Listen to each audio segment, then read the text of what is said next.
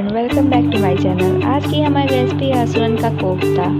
असुरन का कोफ्ता बनाने के लिए सबसे पहले असुरन को काट के धुल लेंगे और उसे बॉईल कर लेंगे। लहसुन मिर्च का पेस्ट बनाएंगे। अब प्याज और लहसुन का पेस्ट,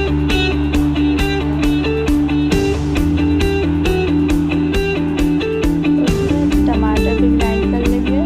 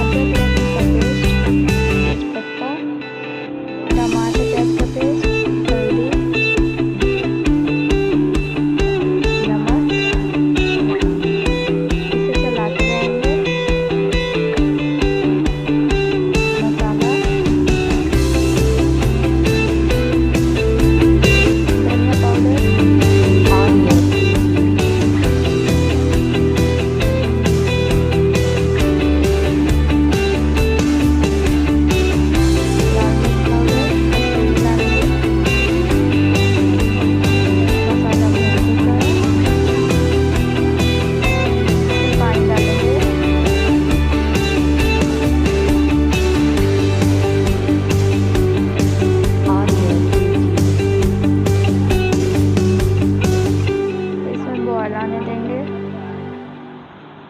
अब इसमें कोफ्ता डालेंगे और 2 मिनट तक हाई फ्लेम पे पकाएंगे। कोफ्ता बनकर तैयार है।